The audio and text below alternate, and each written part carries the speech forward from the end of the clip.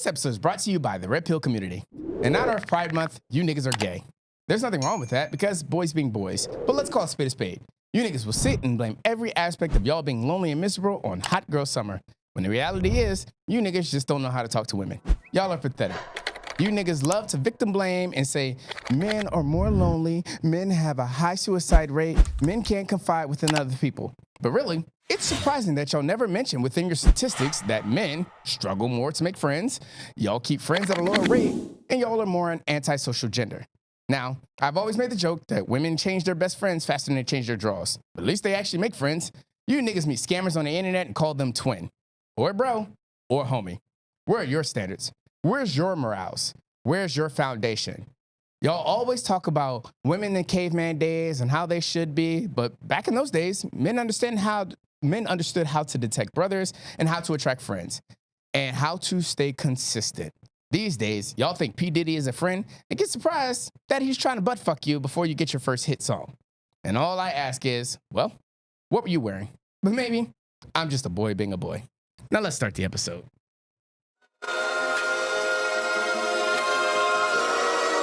Our sins and woes. Our sins and woes. Our sins and woes. Welcome to episode 85. 85. God, I think so. This is where I would reach out to Eric and be like, hey, are we on 85? And Eric would be like, yes, sir. But welcome to episode 85 of the This Was Podcast where a bunch of dumbass millennials talk about their dumbass perspectives, dumbass mistakes, dumbass complaints, and their dumbass... Fuck, I fucked it up. Welcome to the This Was Podcast where a bunch of dumbass millennials talk about their dumbass perspectives, the dumbass... I'm forgetting something. You would know. You would think I would know. 85 episodes in. Holy fucking shit. How did I forget this? The dumbass perspectives, the dumbass opinions, the dumbass mistakes, and the dumbass complaints. I'm your host, Nelson. Thank you for joining me today. Holy fucking shit. Shout out to YCC Entertainment. Shout out to all the other podcasts that are doing podcasts under specifically. Shout out Blair Watch Podcast. They've been kicking it ass at everything. Shout out Limelight Vibe. Shout out Last Laugh. Shout out everything that YCC is putting into motion on hardcore level this year. YCC is back. I mean, the website is back up, yccentertainment.com. And we have been dropping hella content on social media. So make sure you keep an eye out for that. As far as shout outs, I say that because Q's always complaining about how I take too long on my intros. I feel like I have one more shout out just to piss him off while I think. Because Glenn said, my problem is I think too long. And I thought about it. And I also said, well, fuck you, Glenn. It's my show. I can think as long as I want. I don't think it's the length. I think you think too much. That could be it. You know, reduce the... Am I allowed to talk now? Or yeah, you can. I mean... Okay. I don't know if you have to introduce me or what. Well, I mean, you can interrupt. I'm still going to introduce you. Okay. But, like, if you're going to, critique me, I welcome all So you think so much that I'm overthinking things. I'm like, when do I come in?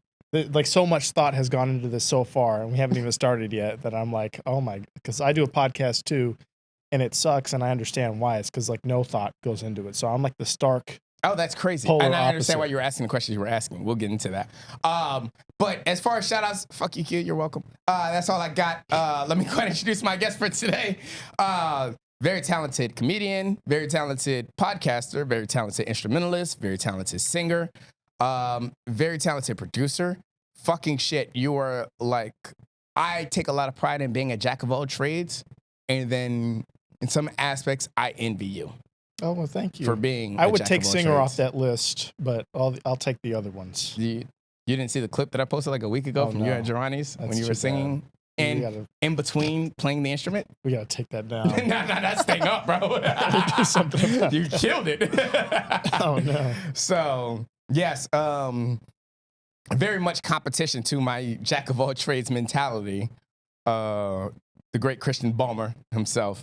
Well, thank you. I see you have the Steam Deck there. Do you pipe in applause with that? What's that for? I'm just talking tech now. That's it happens. Fascinated. I have one too. I never use it for anything. So really? I have this one and I have one over at the station. Okay. It's how I do. So over there, that's how I do my camera switches. Yeah. Like during the live shows. That's what I do too. I just use it for switching. I don't use it for sounds or any of the other like. No, I have like effects.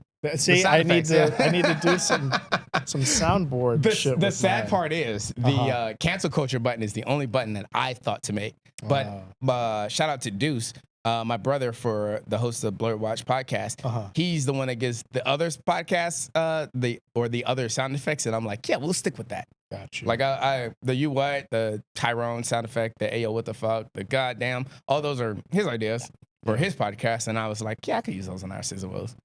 I think they're universal. Plankton's universal. Correct. Plankton is universal, literally and figuratively. But yeah, no, I love having this. It took a long time for me to get it because I used to have like just a soundboard like before I had the setup that I have now. Back when I used to record at the library, it used to be like the deck would be in front of us, or like I'd have to have somebody in the back actively pressing the buttons. But now I can sit over here while everything stays over there. Yeah, and be able to press the sound effects.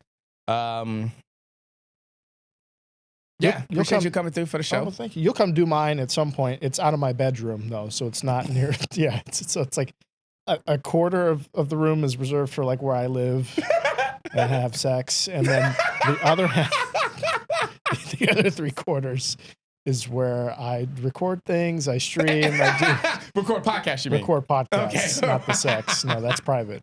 I would hate for like us to be in the same room that like your casting couch is as your podcast couch. A lot of people tell me that when they come through. The last Carlton Morrell. Have you met Carlton before? No. You may have seen him, but he's hilarious. He's been on twice now. But each time he comes through, he's like, so you know, it's always good to be back at the casting couch. Or whatever. You got the curtains for it, and it's dark. I keep it low lit, so it doesn't help my case. Well. The luxury is that's the reason why I included a couch. It's just so I had this great idea of like I'm just gonna bring a female model in and just let her lay across the couch while we podcast. Objectify her for the duration of the podcast. Not include her in the conversation anyway, no, shape, exactly. or form. But like just objectify She's a prop. her. Yes. Yeah, that's what an object is. And I reached out to one of my model friends. Shout out Kathleen. I reached out to one of my model friends and was like, hey, how much do you charge? And then I had to think about it. It's like, in not context, but how much would you charge to like do a model thing for like 2 hours? And she was like, oh, I usually charge this much. I was like, well, I was thinking about having a model like lay across the couch. She's like, for you, I do that for free. So eventually we might get on it. I don't know when, but Kathleen, like just keep an eye open. Whenever you see the girl in the laying across the couch, she's not here to podcast. She's just in her bikini because you niggas are thirsty. She's just gonna lay down. She's just gonna lay down as eye candy for the duration of the show. That's awesome. I only wish I could do something like it because my space isn't big enough to even house something like that. Hey, you know what? Surprisingly, I think that's one of the greatest luxuries of life that I've been afforded is I've always been in a situation where I've had opportune space. Yeah. Like from here, from the first 19 episodes. For the first 19 episodes, it was shot at the Montclair Library. And this was pre-COVID, and the COVID happened, so that kind of messed up everything. And then I started shooting it out of my the living room of my apartment in Manassas. And then that was for like maybe 15 episodes. And then I moved to another apartment where I had a 2-bedroom apartment. So the whole second room was set up for podcasting. Yeah. So it was nothing in there but like the podcast space and my editing space. So and then I shot there for what felt like 25 episodes, and then Clearbrook. So now this is the most opportune space that I've had, and there's so much room for growth where I can just push your whole space back, push my space back. I would change this up every week. This would be something new. Yeah, I can't afford the time. Yeah, mentally. But yeah, no, like it's room for slow growth. Like even just before 2 episodes ago, this table wasn't here. It was a round table. This couch wasn't here, and we were a little bit closer. Oh, it's all very nice. This looks like shit, you've seen it actually. A fixture. I've been in here one time. Yeah, and I was really impressed to see it. I'm even more impressed to be a part of it, sitting here, listening to it all. This is, congrats. I appreciate it. Congrats. How long have you been doing this for? Because I haven't the podcast done my research. Yeah, 2019. No, August of 2019 was episode 1. Wow. There was just a lot of time that we took long breaks in, and I think post-COVID, surprisingly, was when the breaks kicked in the most.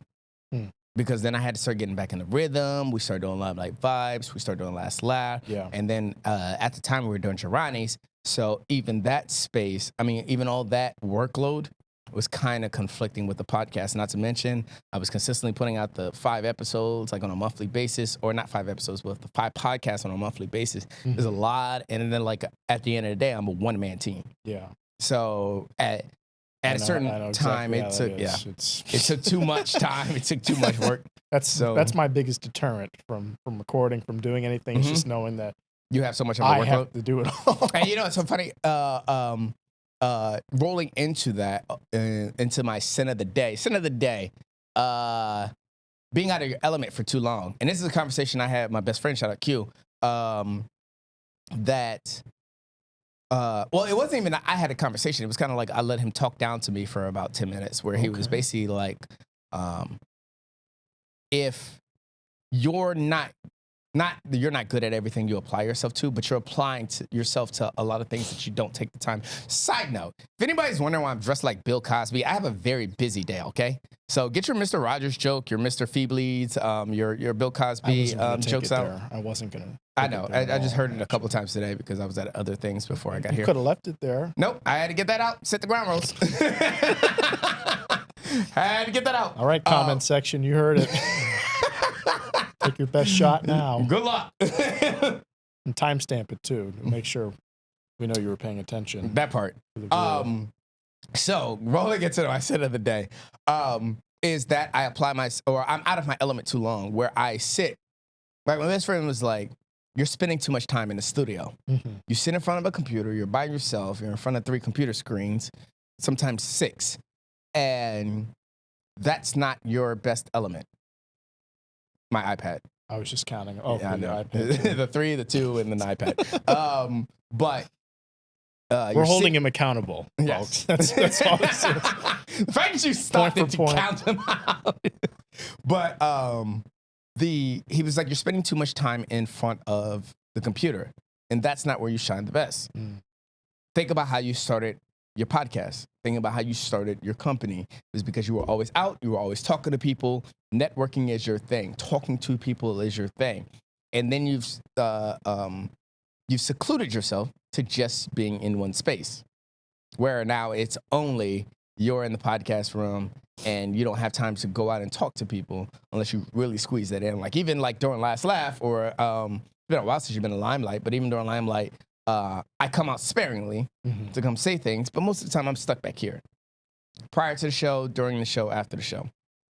So, and that was one of the things that I realized I had to super course correct. It's like, all right, let's take the time to get caught up on everything, which is why we're taking advantage of this off week. There's no Last Laugh this week, or the week of this recording. There's no Last Laugh this week. There's no Limelight this week. This is my prime time to get caught up on everything. Rolling into Last Laugh on Tuesday, I should be, Jesus Christ.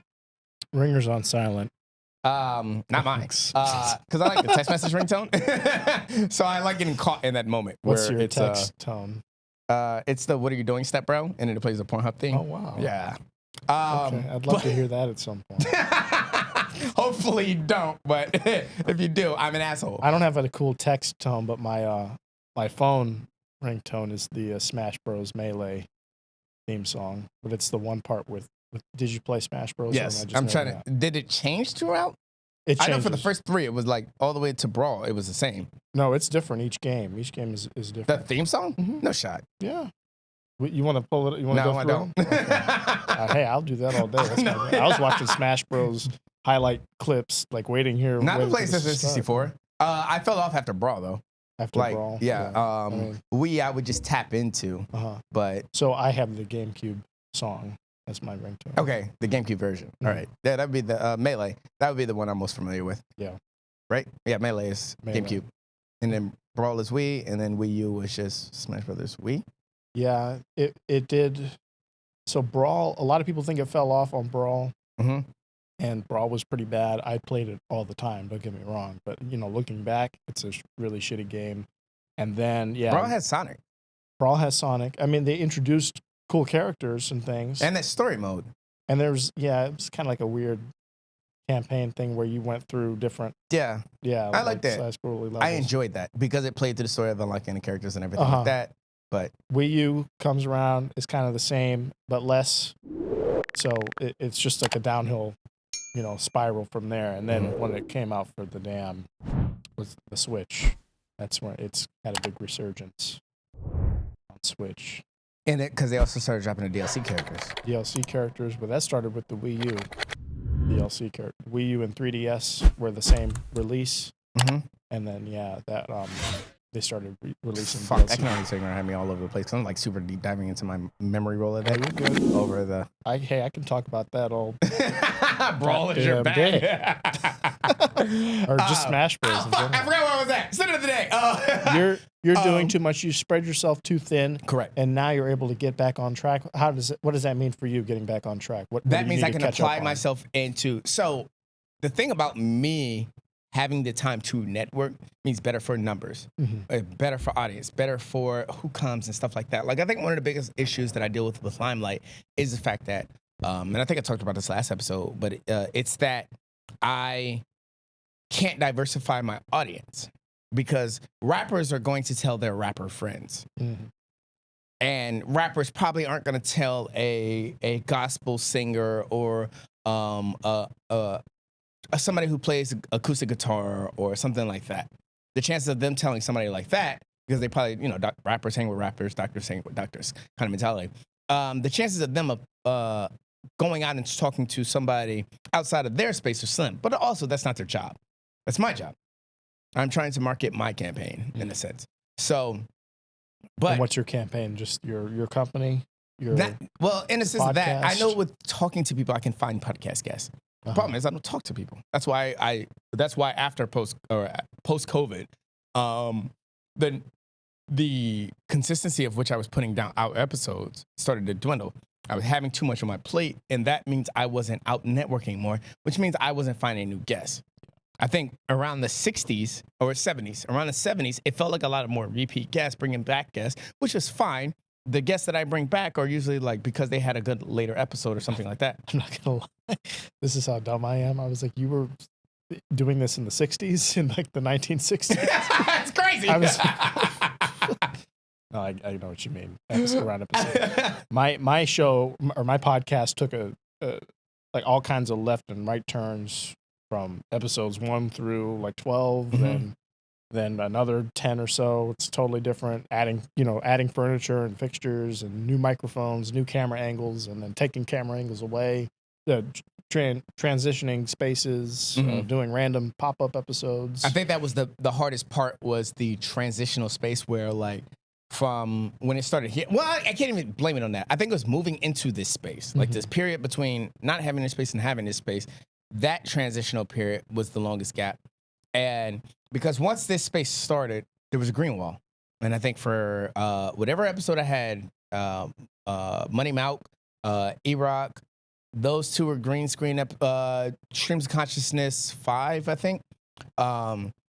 Those episodes were green screen, and I just made the background gray. And then by the time Renee came on, and then Steven, the wall, and Rap and Wrestle's introductory episode, the wall was white. And then by the time Keon came on, the soundboard was here. And then as of last episode, the couch, the portraits hanging right here are like all that kind of stuff. So I don't mind consistently moving the episode through as I'm making the changes. And because I'm making other changes too. So it's like, okay, I can work with that. Yeah. But also, they can see the progress. Definitely, yeah. I mean, because again, episode 1, I didn't know what color grading was. I didn't know who Black Magic Designed was. A lot of things I didn't understand. I didn't know what road was. I didn't know a lot of those things. And it's just I still don't. So I think I have a markedly worse product because of that. But it's fun. It's something casual. And it's something I don't have to think about. Comfortable. I'm sure the way you think about this is, need to get an episode out. All right. It's in the back of your head at least. For me, it's kind of just like, whenever I find time. Whenever I fucking feel like it. Yeah. And that's how I market it too. I said, just subscribe, turn notifications on, because you never know when an episode's going to come out. Yeah, I It'll try be a nice to. surprise. I would prefer, in my ideal world, if I didn't have to be at the other events and I didn't have to video edit it, I would drop an episode every week. Yeah. Inarguably, I can pull the content enough to drop an episode. How every much week. are you editing of this? You're doing it in one take, right? And then What do you mean? Yes. So I do the full take. The only thing I really edit is the camera switching. okay. So when I'm talking and it's just me talking, then the camera would be on me. When you're talking, it's just you talking, camera be on you. If we're both like having an interactive moment, it'll be on camera one. It depends on the situation, but that's really all the editing is. I'm not taking anything out. I used to do that. So I used to record on 3 separate cameras at once. It was like 2 Sony handy cams and then my iPhone, right? That's the way to go. I always tell people, if you're starting out in podcasting and you think you're going to take it seriously, get a Sony Handycam. So then I had Sony Vegas because I'd used it one time. I paid however many hundreds of dollars for the sub. I think it was like $300 or $400 to make just like a couple videos one time.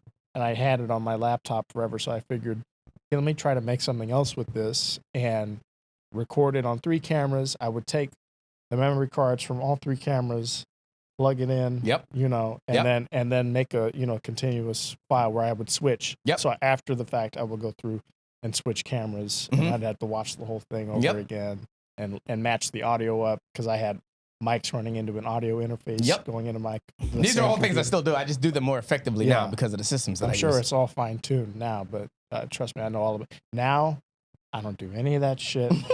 I have Streamlabs on my computer. I sit down at my computer, so I'm at my desk with my monitors, the whole deal, and I'm engineering the show while I'm participating in it. So my camera's on me. So it's a little awkward because I'm sitting at my desk switching, doing everything in real time to get the recording. It's not on auto switch. Like I'm hitting shit. But even this requires editing post production. I imagine because it's not perfect. Yes.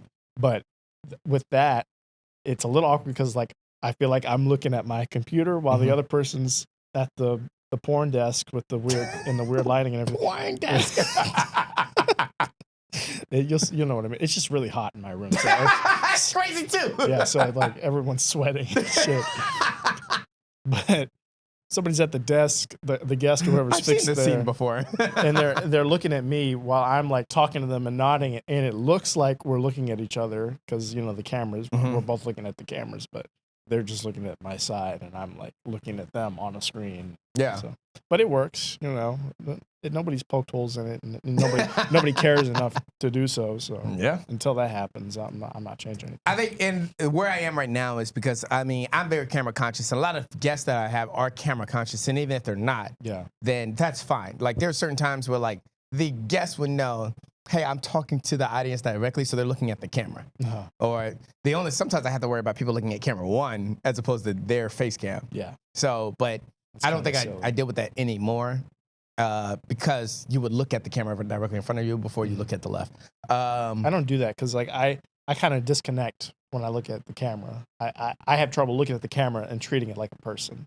Oh yeah, no. Like fuck you niggas. I just did that the other night because I had a video I wanted to make. I didn't know how else to make it without doing like a commentary type thing, which I've never made a commentary video before that I posted. So this was like my first attempt at this. I just posted it this morning, in fact, but I made it on Thursday because of something that happened over the past weekend. Tracking. And the whole thing of looking into the camera and talking to it like it's a person that I'm telling a story to, it's just like, I couldn't do it. So teleprompters are probably a better way to go. You think so? Yeah. If you put a teleprompter, it's a confidence camera. It's like, I don't know if you ever noticed with Limelight. Well, I know you do because I've seen you do it. Well, I'm not reading from a teleprompter. That's besides the point. Sometimes people just need the satisfaction of looking at themselves in a weird way. So like that's why confidence monitor. I always have to tell like DeSheryl. Shout out to DeSheryl B. Roy. She has a bad habit of that where I'll call over the intercom or call over the microphones. I'm like, hey, stop looking at yourself. You're looking. I mean, stop looking at yourself. I haven't looked at myself on the monitor once since we started because I don't need to because I do it enough. No, but like Limelight. Limelight and Last Laugh. Sometimes people get caught up looking at the confidence monitor. Yes, all the time. For that's not supposed to be looked at. That's for me to make sure that I can see the recording, I can see the audio levels, I can make sure that the camera's even in switching and stuff general, like that. like once I see myself on a screen, my instinct is to look away from it Mhm. because I'm like, Because that's what you're supposed to yeah, do. yeah. Because I'm Unless like, the I'm gonna, confidence monitor is aligned with the myself camera up. angle. And that's why I say a teleprompter will work best. Because then you can see everything that you need to see through the teleprompter. Like in Gotcha. my ideal world, I would put that screen on that camera. I don't need me. I need to see everything that's going on. So I don't have to look over here while I'm talking to you.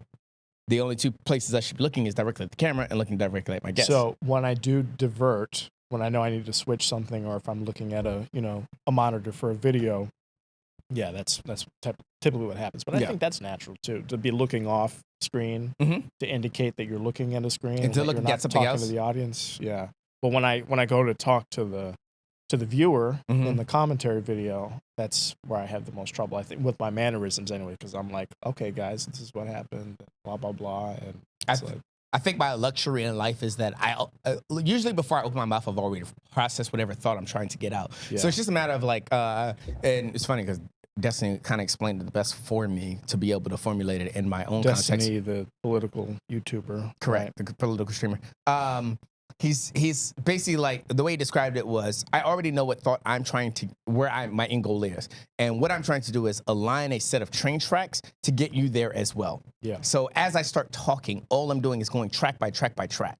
I haven't figured out everything that I want to say, and then I just lay the track out all at once. I'm literally going piece by piece. And that's usually how I talk, where before I open my mouth, I've already formulated my thought. Yeah. So now it's a matter of I'm progressively trying to figure out how to get it out as I'm getting it out. So I think you have a lot of tracks, though. That's what I was getting at earlier. Yo, fuck this guy. I was saying you're super prepared, or you just have like a lot that you want to get to and that you want to do, like all your sin. You haven't even done your damn woe of the week. I haven't wrapped up my sin. Do you have graphics for all these that come up, and like woe of the week? Well, and I think the solution. I think the solution. If you need a jingle, I'll make like, you one. I'd be happy to. Say what? If you need any jingles for these segments, I'd be happy to make you some. I haven't thought that far ahead. I got to get back on my rhythm first before I start thinking about all the other stuff that I need to include into the segment. I like doing the sins of the way, the sin of the day, and the woe of the week, because they kind of they set ground for conversation. Like you'll figure out the tone of the conversation prior to, because a lot of people that come onto the podcast haven't seen the podcast. So I kind of set the tones with the paid programming, the sin of the day, and the woe of the week, and then we kind of get into the topics that we kind of agreed to. In a sense. But to wrap up my sin of the day. Yes, my problem is that I am too far out of my element, and I have to get caught up because I think my biggest problem is I am great at being overwhelmed. If I say, holy shit, over the next week, I have all of this to take care of. I'm great at that. I'm great at a big, plate. The problem is the moment I get 24 hours behind, everything in my life crumbles. It's like the moment I'm behind, as long as I have a bunch of shit and I'm staying up to date with it, I'm good. And I excel at that. But the moment I get behind on one thing, it just fucking landslides everything else that I'm behind at. So next thing you know, I'm 5 weeks behind on some shit that, why the hell didn't I take care of it? So rolling into my woe of the week, it's actually funny because my ego's about to shine thoroughly right here. But my woe of the week is not being as famous as I should be. Oh, no. And I'm sure in the many spaces that you delve into, I'm sure you can understand this in a weird way. In a sense of you do a lot. And I made this joke one time. Somebody was talking about, I was talking to my coworkers about Tinder. And I was talking to one of my friends about navigating Tinder. I was like, yeah, if she says, I like The Office in my bio, easy smash. She likes generic shit. Anything will woo her. You can get her flowers, and they could be weird. Yeah, easy smash. I would love to see this lady laying here. When you said something like easy smash. She loves The Office. And she probably just look up. But then go about but then you fist bump her too, so everyone knows it's cool. It's true. That's what she should be. She should be here to help with shit like that. The cosign on easy smash. But that one might be an ass. But yeah, certain things if you say I like Pitch Perfect in your Tinder bio, I know that the first night I got you. But And I was talking to somebody and they were like, wait, are you on Tinder? I was like, nah, I haven't been on Tinder since I lived in California, which is pre-podcast. In the 60s, right? No. Happy Juneteenth, by the way.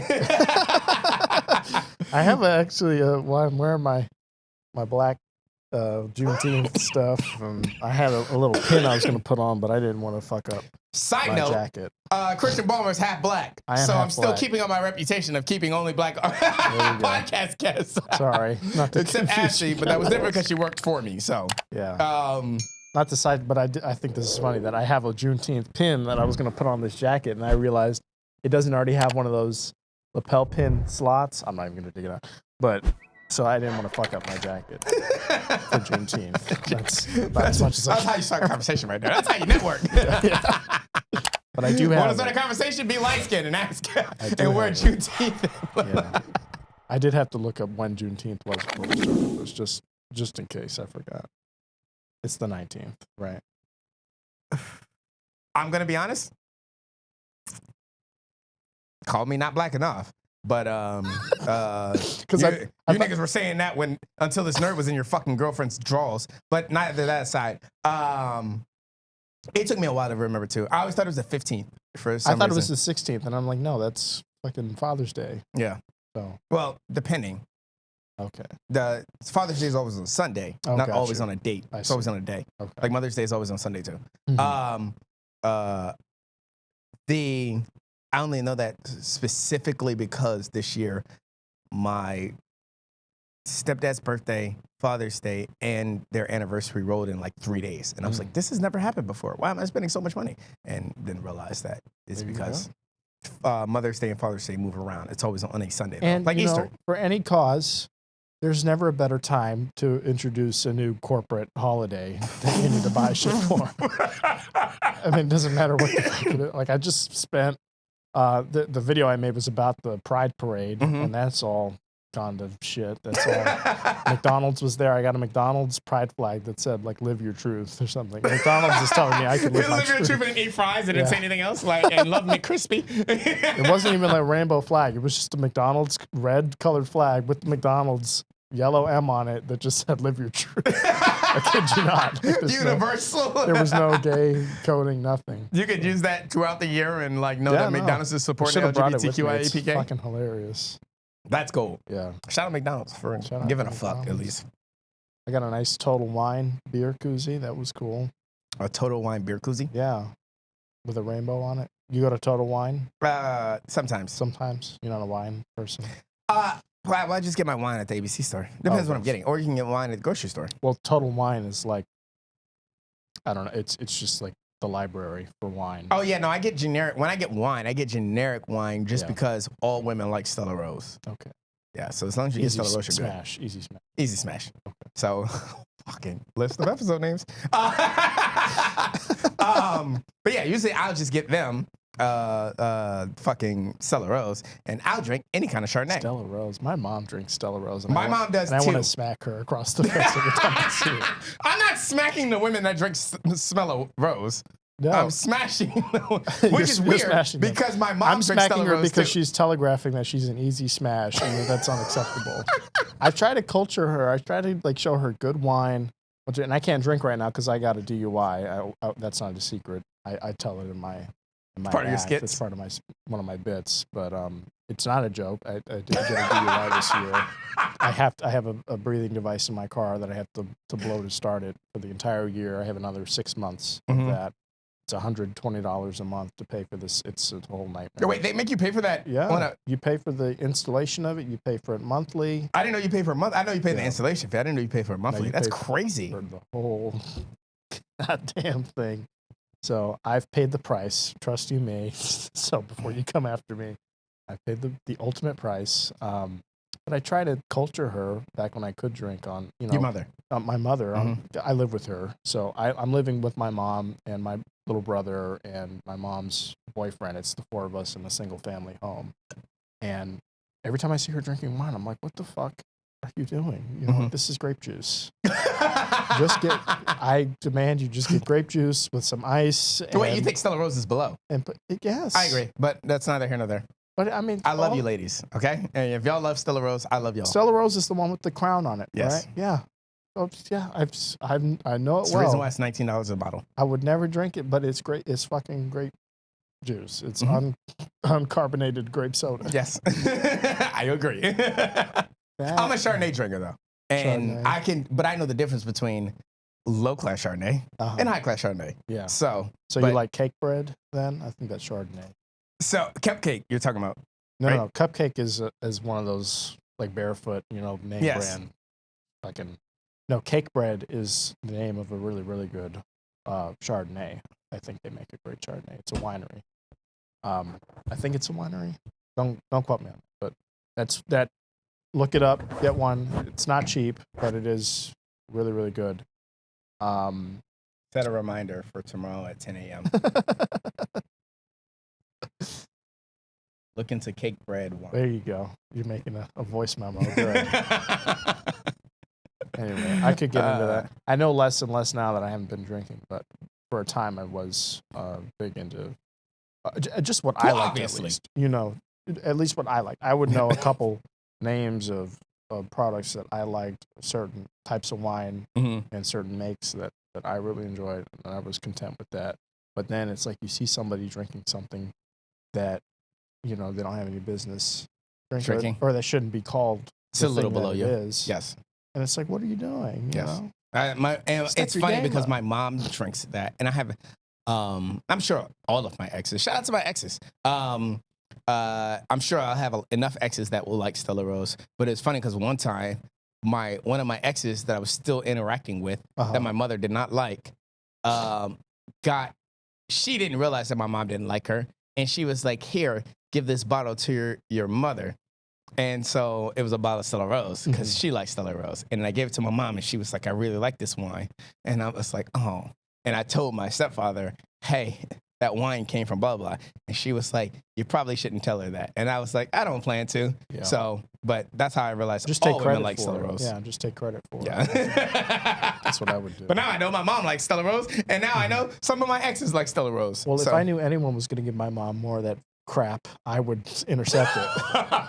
The problem is I'm not. Drink it yourself or give it to somebody else? Give it to someone else. Give it to some street thug or some fucking. Giving Stella Rose to a street thug is crazy. Yeah. Like, happy birthday.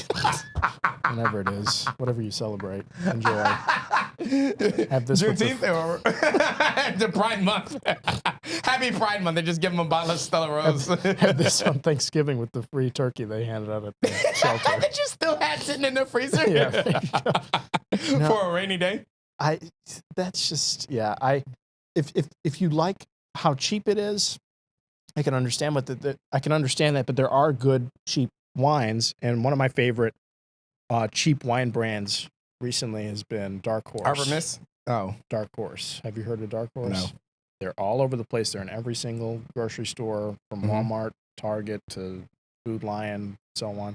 And it's all just a blank label with their logo on it, and it's exactly what it is. It's not just a shit ton of sugar. It's not just a sugary drink, which is not what wine is. Which feels weird because I feel like you can only get like non-sugary wines at wineries these days. You think so? Unless you go to a wine store.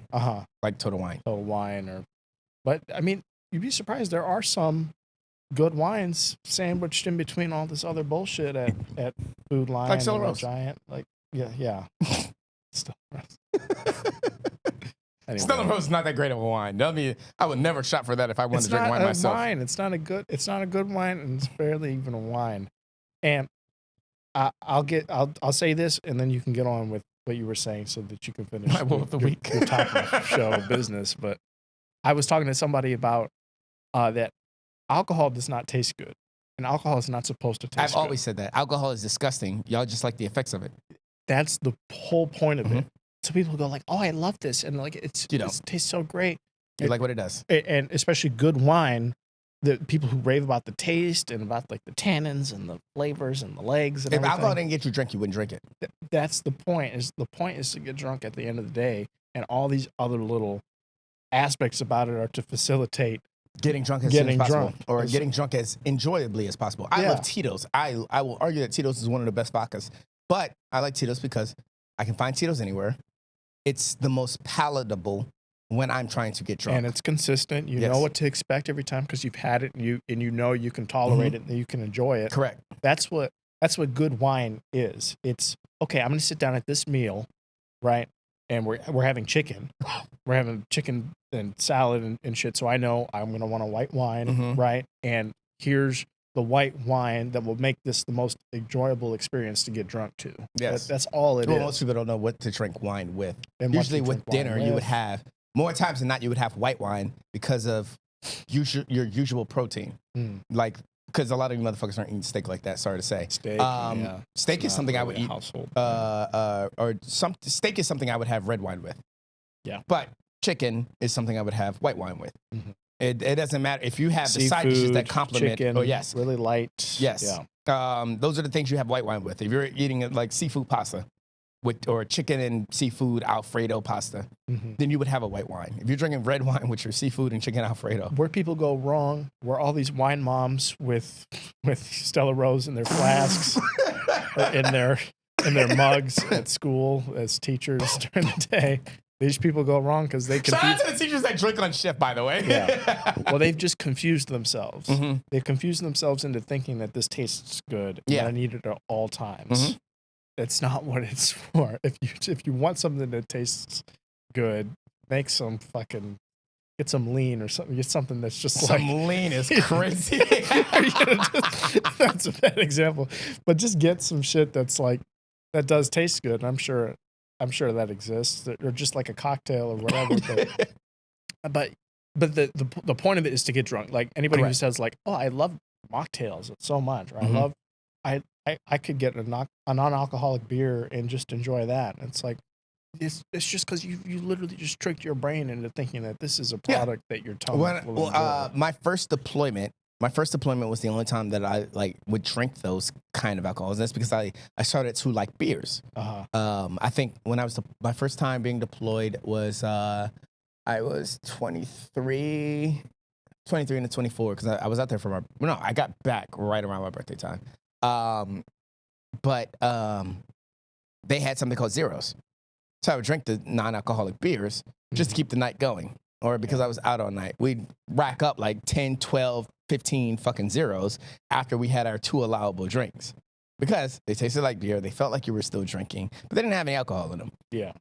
So yes, it's because you've tricked your mind into thinking that like this alcohol is going to give you some kind of effect, even though it doesn't. And the reality of the situation is, if you didn't like beer, you wouldn't drink a zero. Yeah. Yeah, no, definitely. Like, I'm in a position now where, like, that's my only choice is to just have a regular drink or have a non-alcoholic beverage, right? Now, it's like soda or non-alcoholic beverages. I'm going to choose soda every fucking time. Correct. Right? There's no choice. The tricking your mind into, that's why I like Tito's and soda water, is because I tricked in my mind into thinking like there's a way to enjoy your alcohol while still not like overindulging in the weight gain that comes with alcohol. So if I get Tito's and soda water, I know I'm in a 97 calorie per drink state. You're in the Bert Kreischer school of thought. You know who Bert Kreischer is? No. You never know. You'd know this guy if you saw him, but he's the guy who takes his shirt off all the time, and he's friends with Tom Segura and Joe Rogan and all of them. He's one of the Rogan Sphere guys, but that's his whole model is he's the drink champ and Tito's and soda. Tito's sponsorships. Yeah. You know, I only know that. But he's a big fat white dude who takes his shirt off all the time. Big fat white guy. Take his shirt off. It's crazy. No, but like his whole thing is, oh, it's just all I have is Tito's and soda. I'm not even like actually like getting fatter. I'm just, I don't know what's happening. It's because what you're eating. Yeah. Yeah. That's the trick. You got to moderate. And then what he's also drinking and not accepting, but that too. But that he's convinced himself that because like I mainly just drink straight vodka and soda water. Yeah, then that's not your shot of Tito's has more calories than your 90 calorie fucking your Corona Premier. And that's the one thing. Everybody's like, you like Premiers? I was like, I love Premiers. And it's not really like I can taste the difference between a Corona Extra and a Corona Premier because I think Corona Premiers are smoother. But now I liked Corona Premiers before I knew that they had less calories. I don't think I've ever had one of those. Yes, I like them because they go down smoother. Got you. Like drinking, I don't like soda. So I hate beer. I just like that beer is easy palatable because I've developed a taste for beer. Yeah. So, but even the beers that I drink, like usually the only beers you'll ever see me do is like maybe a Corona Premier, a Corona Extra, Angry Orchard, or like a Bud Light Platinum. Mhm. That's probably it. I don't really step outside of those for beers. I think the first beer I ever tried was a Heineken, and I fucking hated it. But Yeah. that's because I didn't have the acquired taste. But That's all it is, though. With all of those products and with so many products, it's about getting an acquired taste for something Correct. that you didn't before, and then once you have it, it's kind of like you're locked in, and you've got brand loyalty at that point. But at that point, you need to be able to distinguish between like it's still unhealthy. You're still only in it for the effect. Exactly. Like all of those things. People, I agree. There's so much cope that goes on. Like it's like, oh, I just love the taste. I just love how it tastes. Now, you prefer the that taste alone. over other alcohols, but again, if alcohol It's didn't get you drunk, alcohol. or if alcohol didn't get you drunk, you probably wouldn't drink Alcohol is alcohol is alcohol. Yeah. Being sober has been really nice. I'll say, not that anyone asked, but it has been. We didn't. Just because it's illuminating. It's illuminating, like how much later I can stay awake, it. Mm-hmm.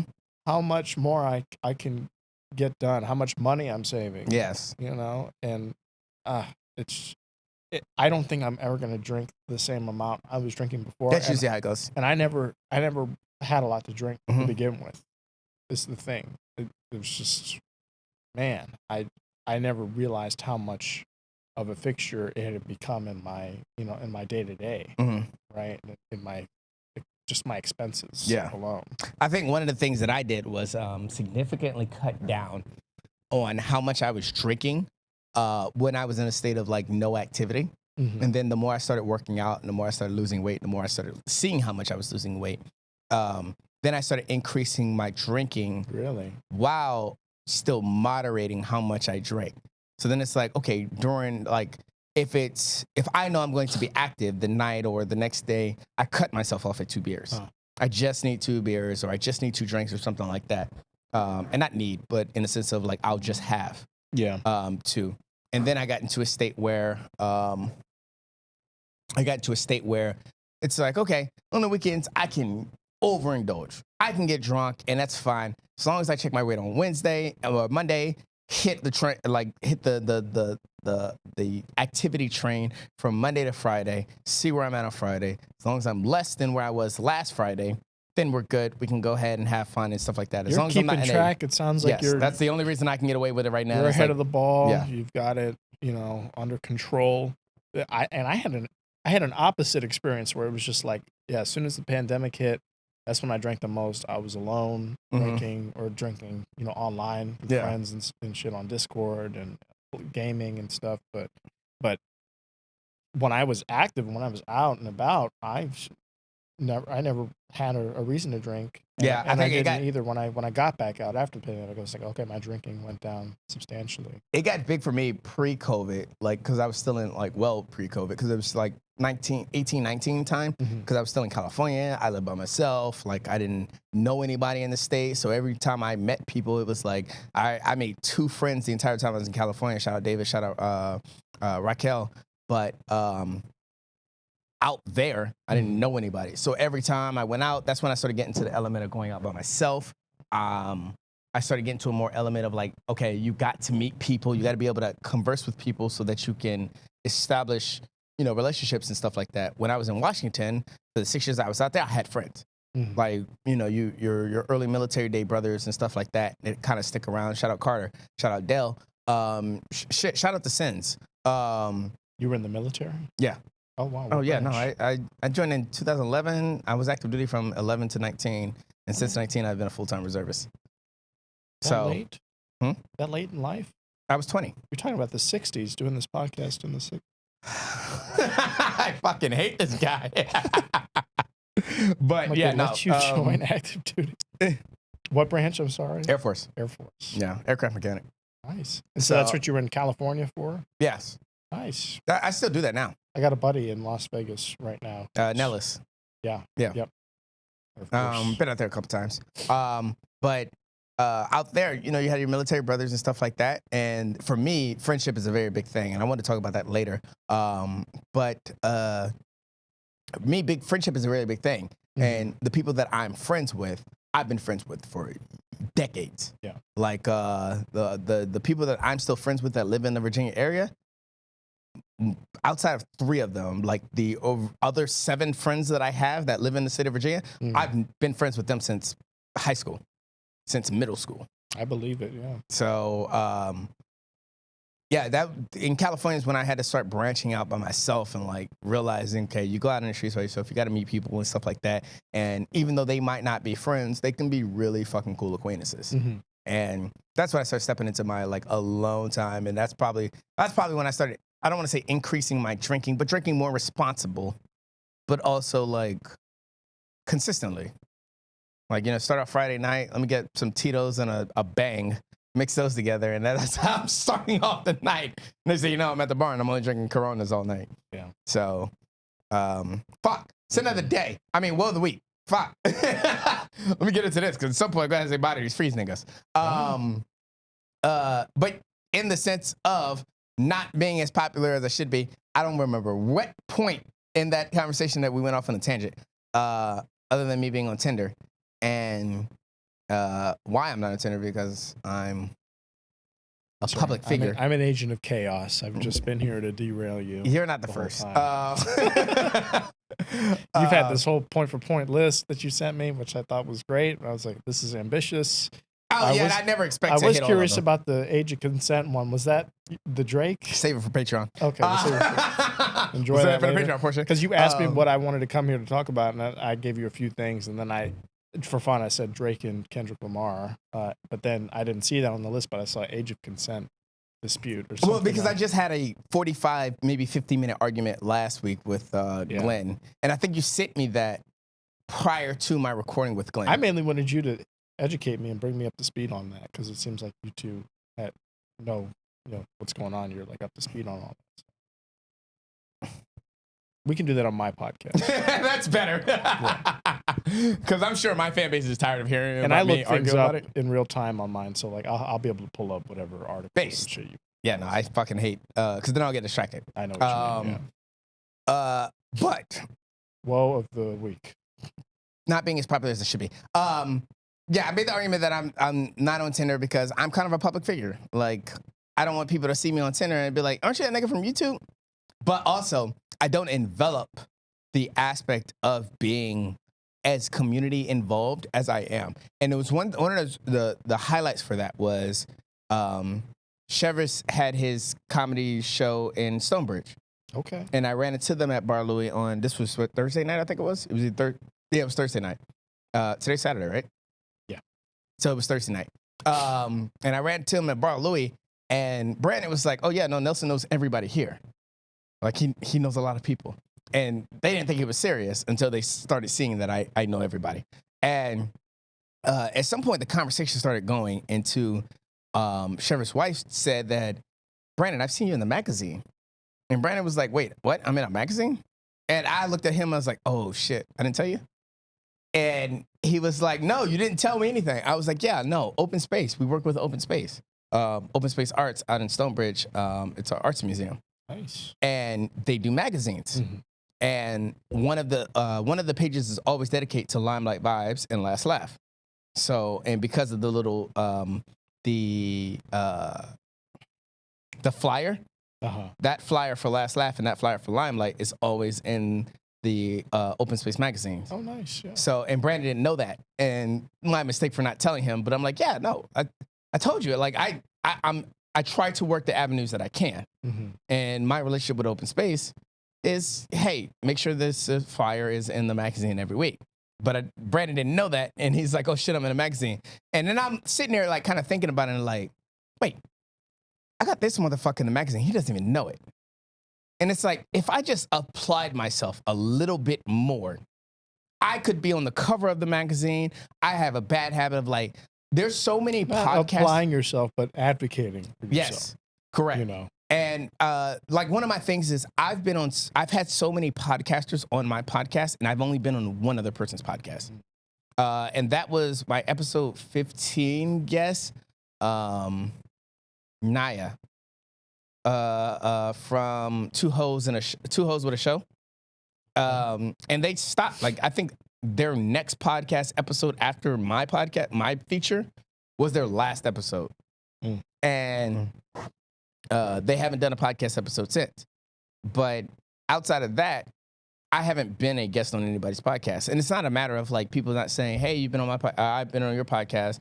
Come on mine. But it's just a matter of like, hey man, if you're not pressing me about it, I'm not gonna care. Take the time, write it down, put it on a damn calendar or something, and then follow through. Following through is a lot of people's my problem. worst problem by far. It's like I'll have all these fun ideas, and then it's like when it comes to the follow through, when it comes to getting it done or sitting down and making that shit happen, it's like, well, Mine's is day of commitment. Uh-huh. Literally, like, I mean, shit, we were supposed to shoot this a week ago. But, like, that day of, I was just like, I can't do this today. That's what I like about this. That's what I enjoy about doing mine. It's just, it's something that I can do spur of the moment. Correct. And it's, okay, it's harder to coordinate with cool people that I'd like to, invite to my house to do it with. But this is something I can do myself whenever the fuck I want. So Yeah. It's like, and that's just how I do it. I play it by ear. I have started to make a more concerted effort to pre-plan, And I think that's one of my biggest problems is the fact that, like, okay, it's cool that you spend all this time editing, you spend all this time advertising, all that kind of stuff. We're making the advertisements, but you have to apply yourself to other things, and that's how you get to that standpoint. I can sit there and go to the places that I'm familiar with. Like shout out Carter. He said it the best. He said, "You've made a mansion inside of a tent and never explored the rest of the forest." And that's like my personal big problem. It's like, yes, what I've cultivated here and within Clearbrook and everything like that, the shows are doing great. The shows are getting progressively bigger and stuff like that. Shit, last week, I mean, even like me being on the inside, but me looking at the list from the first week, it's, 3 people on the list. Now we're at a point where like, okay, every week at least 8 people are signing up to do comedy. Let alone Limelight Vibes, which is like the number is always increasing. The live stream views are always increasing. Where I almost hate the fact that Limelight Vibes does my best numbers on a per view level, because the live stream does my best views for a long form content, but like Last Laugh does my best views on shorts. Do you want to increase turnout for Last Laugh? Is that a conversation, or are you okay with it? It's not my show. It's not your show, but I'm asking. I'm sure you guys talk about it. Yes, but I got to figure out where Brandon wants to go with it. I don't know if he wants to make a feedback show, if he actually wants to make it a comedy show. Because what do you mean a feedback show? Like where people get up on stage and then other people are actively during the show giving their takes and criticism and stuff like that. I do a feedback thing every week. Yeah, it's a little more structured because that's hard to do. That's hard to do and keep it within a good time, and also to cut people off because people get to talking about whatever the fuck they think is right, and then shut the fuck up at a certain point. But no, I do one of those, and then I do a regular mic every other week. I'm doing one on Monday, taking over for M. Fisk because she broke both her feet in like a week's time. Like, it's crazy. Oh, she broke one and then she broke the other. And then she broke That's the other. crazy. Yeah, no, she broke the other because she was on a crutch and then slipped and slammed her foot. Yeah, it's kind of like, holy shit. I'm not laughing at her. I'm laughing No, with the her. situation is terrible. I was just talking to her before this. I was texting her. She just got out of the fucking hospital. But, Jesus Christ. No, I'd be happy to give, because, I mean, Brandon doesn't need pointers, but the mic I do the feedback at, we started that just a few months ago, and we went from having like 8 to 10 signups now to 20. But do you do it 30 at a place that signups. sells food and alcohol? What's that? Do you do it at a place that sells food and alcohol? Sort of. It's like a bodega Mm-hmm. type of thing with a basement lounge. So it's not even like a restaurant, and people will come out, especially if they know it's BYOB and everything, but that's all about, just like you're saying, self-advocacy. Correct. Right? Put the word out. I argue that Limelight Vibes is different. Limelight Vibes, I am the forefront. I am the Russell Simmons of Limelight. And that's why I started doing that thing. As much as me and Penrose Eames probably had a bad falling out, I will give him credit for giving me one of the best pieces of advice, which was, hey, if Limelight Vibes is your show, you need to make your face known out there. So that's why every time there's a headliner, when the headliner's done with their 30-minute set, I get up on stage and welcome the headliner off the stage, say my tidbit, let the crowd know who I am, both the live stream and the in-house crowd know who I am. Peace, love, have a good night, and get off. But it's just a matter of like, for what I'm cultivating so much, and I don't want to be the face of Limelight Vibes, but I don't want to, not the face of Limelight Vibes. I don't want to be the face of YCC. I want you to see YCC first and then see me after. But I want you to see me and think YCC Entertainment. Now, I don't want you to see me and then think, I don't want you to see YCC Entertainment and think me, but I want you to see YCC Entertainment and think, we'll figure it out. Oh, these are all the things. We'll figure out the messaging. But no, I want people to know me. And people see me and they say, where do I know you from? Yeah. That shit is annoying.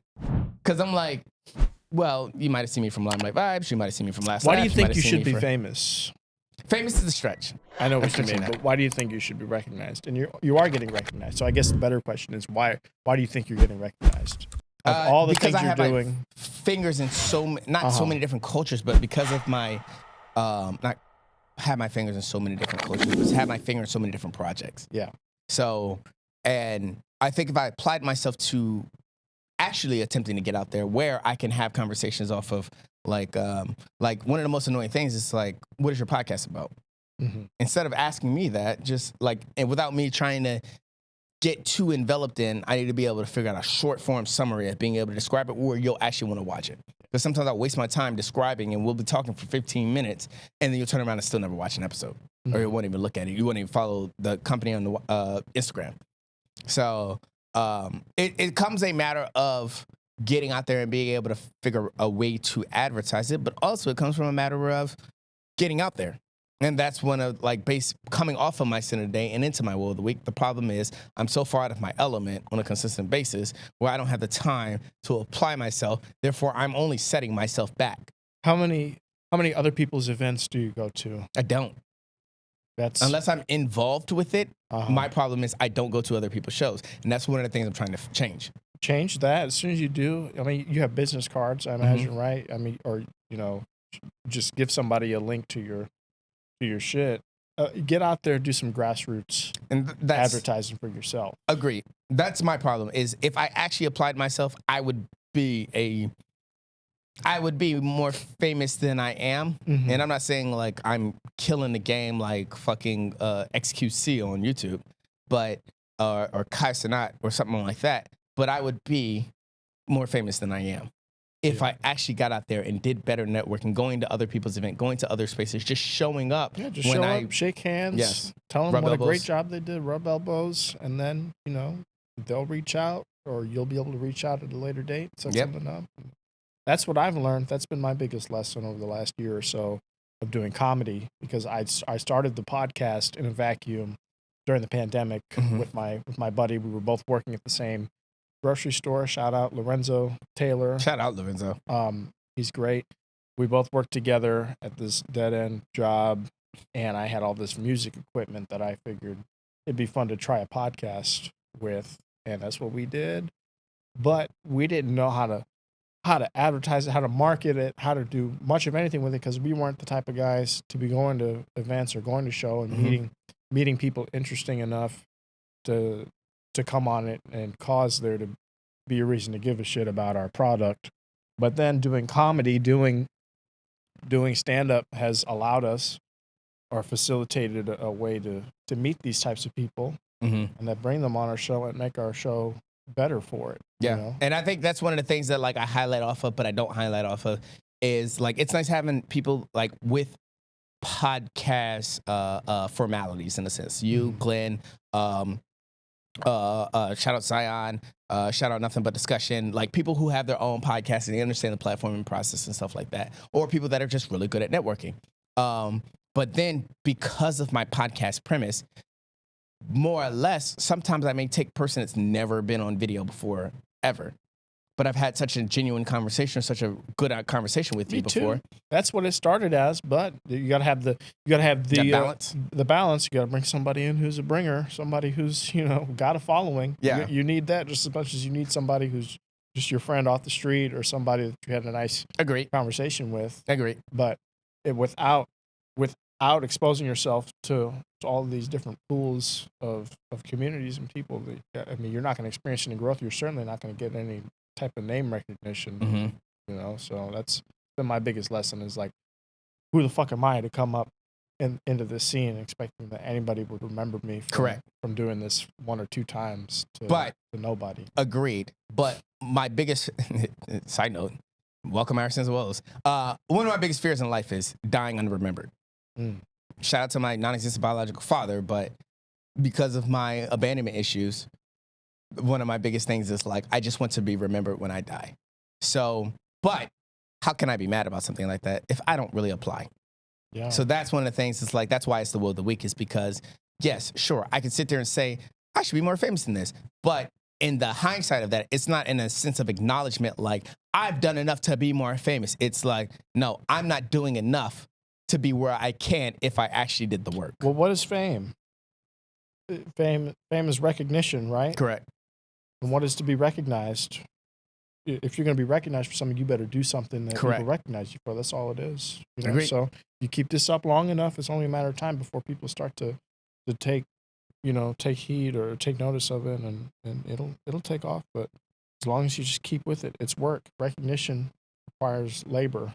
I agree. You know? You're not going to get recognized for some shit that you didn't work for. I agree. Unless it's just one crazy viral moment. You know? I hate that. I want viral to be the consistent engagement. Yeah. Yeah. I don't want one time viral, you got 100,000 views on that, but your average view count is 1,000. Nope. I want the increase by 10,000. You don't want to be remembered by the guy who did that one thing one correct. time. You want to be remembered by somebody who's putting out a bunch product. of content. Yes. Yeah. So that's my will of the week. And I'm going to be honest with you guys. I love you free niggas to death, but this is the problem with having other podcasters on.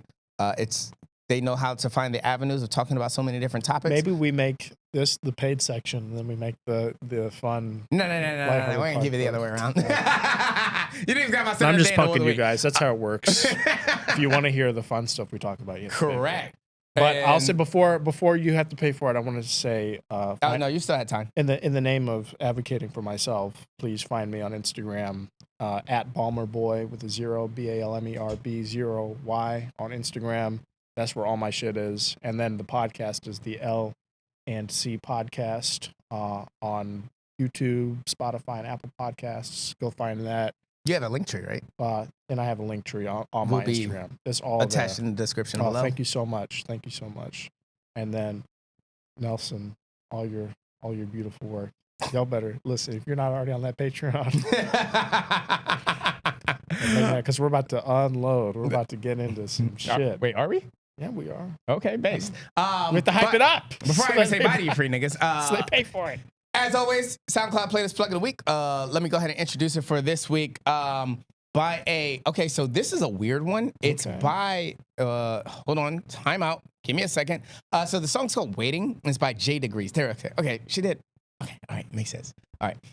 Makes sense. For the SoundCloud playlist plug of the week for this episode, for episode 85 plug of the week, it is a song called Waiting by Jdagrees. As always, it'll be in the SoundCloud playlist plug of the week. And just follow us on soundcloud.com/AbsenceOfWoes or soundcloud.com/YCC Entertainment. You can find either word. Or just go to YCCEntertainment.com where you can find everything that you need. And it will be added to the Plug of the Week Volume 3 playlist. And yeah, make sure to check it out.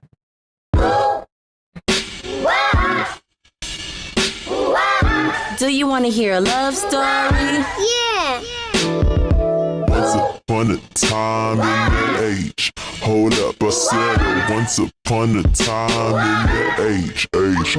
Love, I met him on the Metro bus. Yeah, I said it, the Metro bus. Back when I ain't know there would ever be enough. Same time I damn sure didn't believe in love. Stepped off the bus, damn near broke my neck. Asked if I'm okay, if my memory correct. Only thing on my mind was I'ma get a check. He asked me if I smoked, and of course I said yes.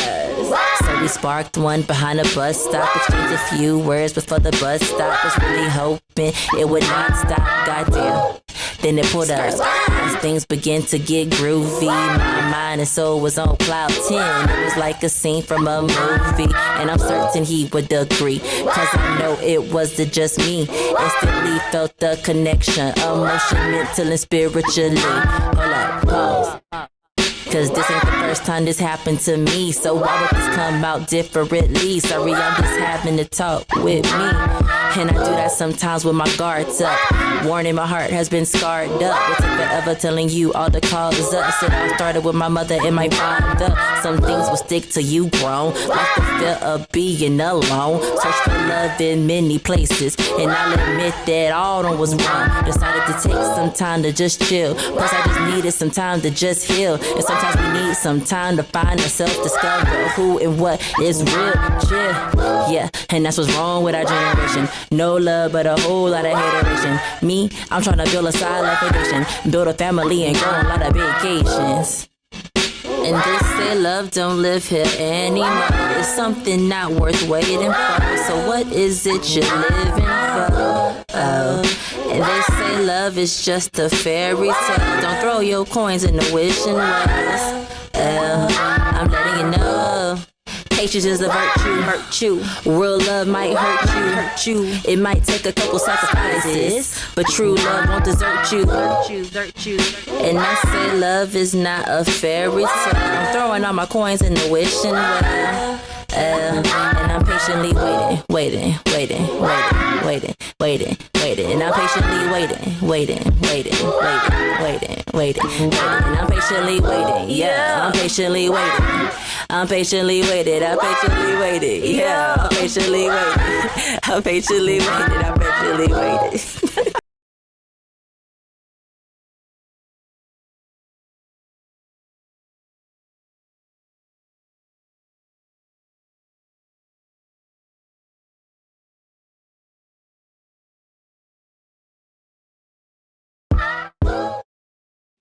And that was Waiting by Jdagrees. Shout out her. Shout out that dope ass song. As always, it will be in SoundCloud Playlist Plug of the Week for Volume 3. And yeah, oh fuck, I didn't think of 2 Kicks and a Hug for this episode.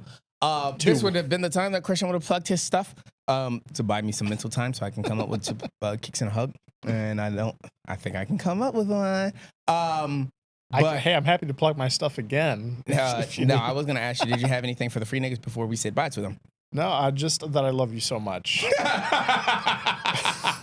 But you are dead to me. Bye-bye. And for as low as $1, you can catch more of Christian Balmer. Well, that's nice. On the Patreon portion, as low as $1, you can get the full Let me extended find out audio. you can't afford $1. I got nothing for you. You can't send a cash out without $1. So, and I mean, granted, if you have a business account, Cash App has dropped their gotten rid of their borrow feature for businesses. So turn that account to a personal, and you can borrow $1 from Cash App, and then send that $1 to I just got the notification for Cash App Borrow Mhm. the other day. Because it was like, as of this week, they made the big trend, and I borrowed $100 immediately. They like started that. you off at $100? Yeah, that was my start. Why do I feel like they started off at 100? I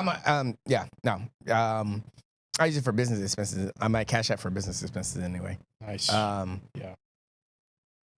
Yeah. There's no point to that. I just No, it's want to highlight how broke I am. It's like, oh, fuck yes. $100 right now? I only Exactly used what it I to need. increase the limit. Oh, yeah? Yeah.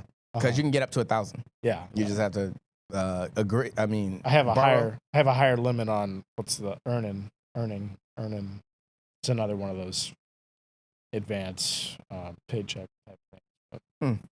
Noted. Yeah, shout out to credit cards though. They usually work better. But 2 Kicks and a Hug. Can I think of one really fast? What is this? Explain that to me. 2 Kicks and a Hug it's 2 shout outs. It's 2 kicks to the women and men, and 1 hug to black people. Usually what I do is insult men for being fuck niggas, and I insult women for being fuck bitches. And then I like that, give hugs to I don't black use people. the N-word. I know. And then I show homage and respect to black people. 2 Kicks and a Hug. Shout out to the niggas that talk Okay, let me not railroad this Let's one. take this seriously. Let me not railroad this one. Let me actually formulate this thought. Shout out to the niggas that scream, I'm red pill. Or actually, shout out to the niggas that don't scream red pill, but have all the red pill antics like women should be slaves in the house and we should be allowed to cheat on them and they shouldn't be able to cheat on us because it's different. Because you never date women that are okay with you cheating on them. So dumb bitches love y'all. Shout out to the women that actually don't believe in 50-50. Dumb niggas love y'all. Shout out to them. And shout out to all the gay men who don't believe in 50-50 either. And shout out to the LGBT community, LGBTK. Well, actually, and shout out to the black people celebrating their originality within the LGBTQIAPK community. It is your month. Celebrate it to your fullest extent. As much as I don't like niggas, I love niggas that love niggas. Because I appreciate you for showing your most genuine self in a community, in a time, and a space, and in an era where that is not the majority point of view. Or the acceptability of it is not the majority point of view. So what I heard was, no, I do not want to fuck you, but I love that you like to, that you're comfortable fucking other watching niggas.